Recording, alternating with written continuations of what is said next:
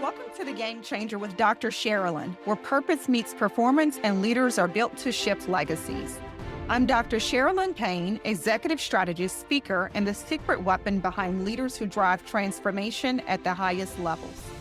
Each episode delivers bold truths, power skills, and real-world strategies to help you lead with precision, show up with presence, and build the kind of influence that outlasts trends.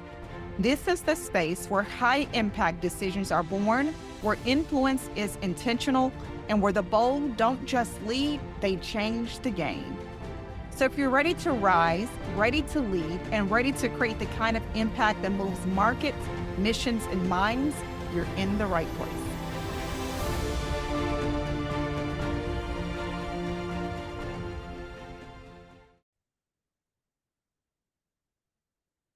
Pressure doesn't create cracks. It reveals what was never reinforced. Every leader faces moments where the pressure is unrelenting. Targets rising, teams tired, decisions mounting. But the true question isn't, can we handle it? It's, were we built for it?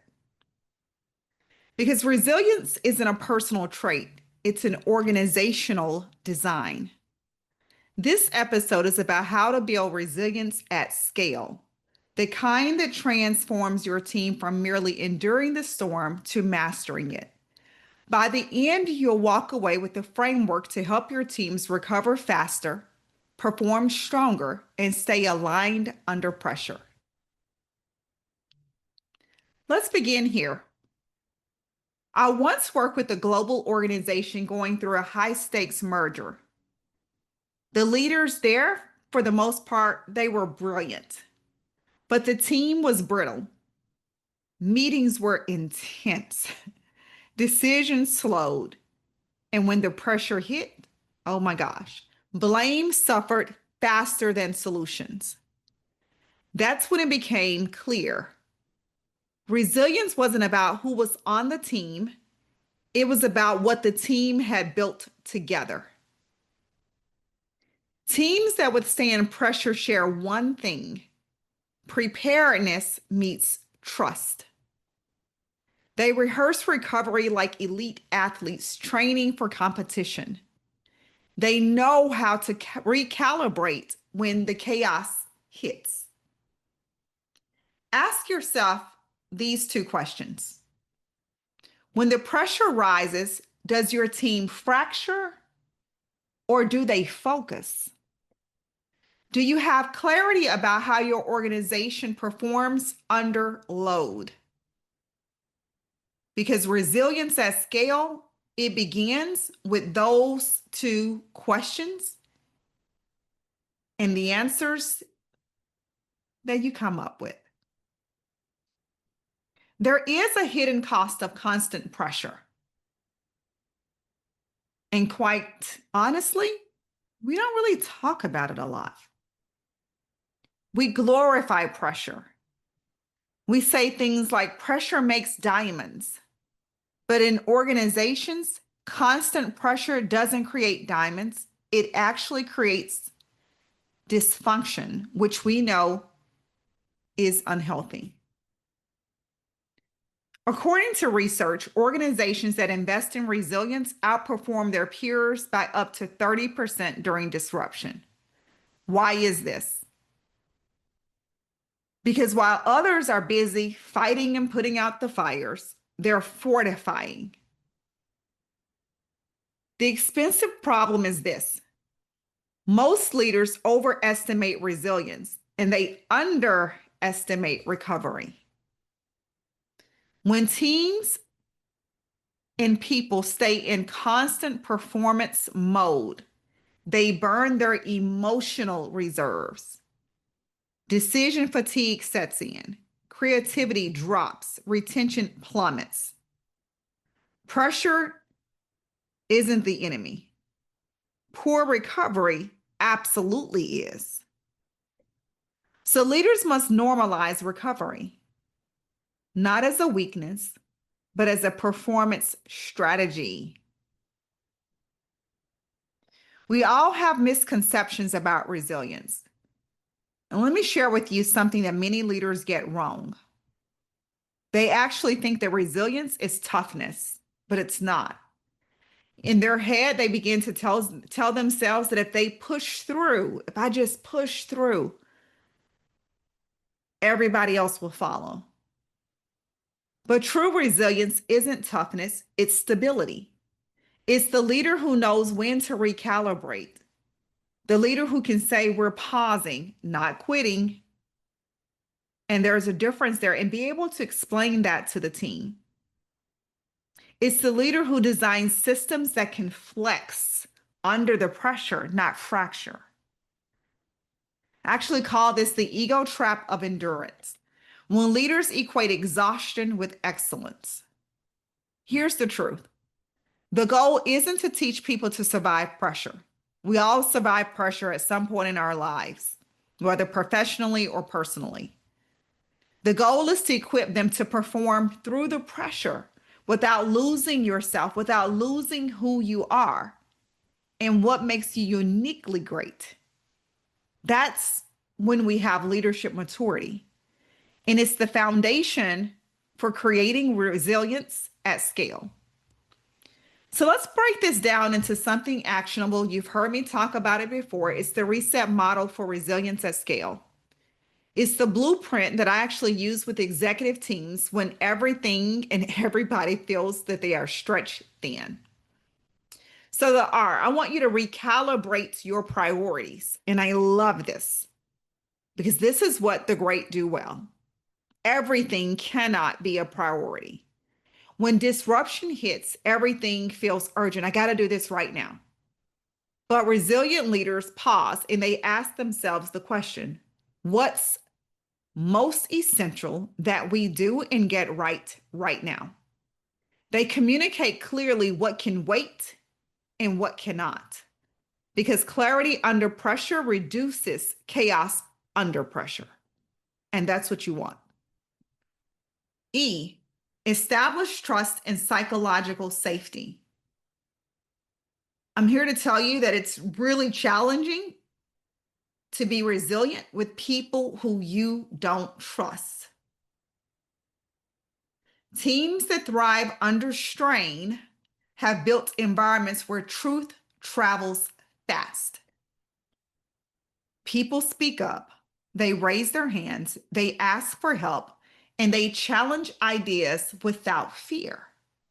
So trust is actually your infrastructure of endurance. S, we strengthen systems.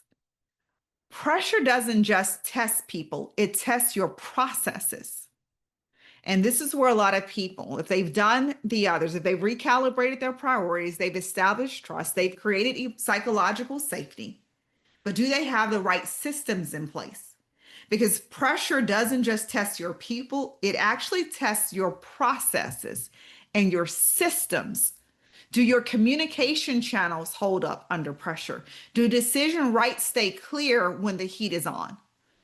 Resilient teams design structure around agility. They simplify, streamline, and remove friction before the crisis arrives. And this takes focus and intentionality. E, equip emotional regulation. You already know this. Leaders set the emotional thermostat. When you stay composed, your teams find their center. They trust you. But when you spiral, they scatter, they become afraid, they don't know what to do. So teach emotional regulation as a leadership competency, not as a personal skill, because it actually multiplies stability. We want leaders who are stable under pressure and can calm everyone else. Because if you hit the panic button, your team is going to hit the panic button as well. T, finally, you transform lessons into standards. Every setback that you have, just like every win, is data. Resilient teams debrief after disruption, not to point fingers, but to codify learning. They turn mistakes into methods. That's how resilience scales when lessons become your leadership muscle. Now, let's make it practical. Resilient organizations don't rely on adrenaline, they rely on rhythm. And I like to call this the strategic resilience rhythm. It's how elite teams stay sharp. Daily, you're creating those micro check ins. What's the one thing that could go right today and move us to another level? But then also, what's the one thing that could derail us today? And this requires you to really think about that. You're not really training them to think about failure, but you're training them to get ahead of the problem. Weekly, create a 15-minute pulse on energy, focus, and alignment rather. How are your people feeling? What are they focused on?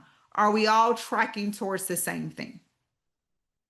Every single month, I want you to review your wins, your drains, and then adjust. And then once a quarter, you're going to rely and reflect on what stretched you as well as what strengthened you. And this is where your continuous improvement comes in. You see, these rhythms normalize preparation and recovery as part of performance because resilience isn't reactive, it's actually engineered. And so you need to ask yourself, where in my system is recovery built in, both personally and organizationally? And here's the thing, if you can't point to it, then it doesn't exist. And I know this firsthand. So let's look at the ultra influential breakdown. Let's bring it on home. Resilience at scale is leadership maturity multiplied. It's when your team learns to pivot with power instead of panic. It's when your systems protect what matters most: clarity, trust, and focus. And when leaders model recovery, the culture begins to heal itself. You can't call yourself resilient if your team breaks every time they're required to stretch or to bend. So here's your game changer challenge for this week. I want you to identify one system, one rhythm, and one behavior that can be strengthened before the next wave of pressure hits. Then commit to leading your team through reset.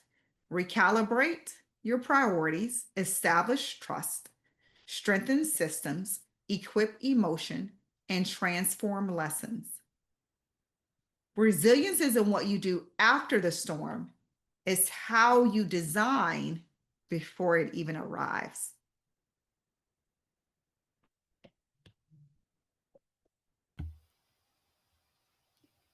You don't lead like everyone else, so your resources shouldn't look like everyone else's. I created the Game Changer Leadership Collection for high impact leaders like you, visionaries, change agents, decision makers who lead with intention and influence.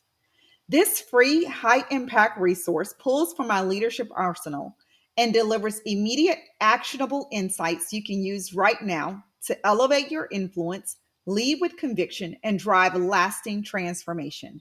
It's not just a toolkit, it's your first step toward leading at the level you were born for. Let me show you what's inside. The Leadership Edge Sampler. It's a preview of my 10 daily power skills to sharpen your influence and impact. The Influence Language Mini Guide. Essential phrases to increase your authority and build trust in every room you walk into. The Leadership Blind Spot Snapshot. Because the greatest risk are the ones we don't see. The Power of One Visual Aid. A reminder that even one decision, one tone, or one conversation can shift a team or stall a movement. The Executive Briefing Checklist, a go-to tool for high-stakes communication that drives clarity and alignment. The 5-minute accountability brief, a no-fluff framework to build a culture of ownership fast. And we have the Game Changer Ascension Model Overview, my proprietary leadership growth map to help you scale your influence with intention. These are the very same tools I use with executives, culture shapers, and elite teams, leaders who know what's at stake and aren't here to play small. Because when you're called to shift systems, influence nations, and build legacies, you can't afford to lead on autopilot. This is where your next level begins. Download the Game Changer Leadership Collection today. It's free, it's strategic, and it's built for leaders who are born to shift the game. I'm Dr. Sharalyn Payne, and this is your Leadership Edge.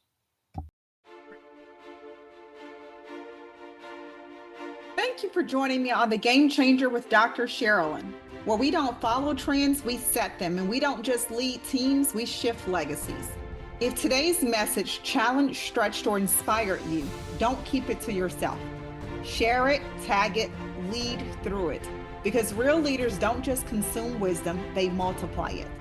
Want to go deeper? Subscribe to the Ultra Influential newsletter for exclusive tools, behind-the-scenes strategy, and weekly mindset shifts for the leader ready to move nations, markets, and minds. Visit www.smpistrategies.com or send a note to leadership@smpistrategies.com. And if you're ready for next level coaching or consulting that positions you as the right leader at the right time in the right place, let's talk. This is what we do, and we do it with precision, power, and purpose. Remember, change isn't just something you lead, it's something you become. Stay bold, stay brilliant, stay a game changer.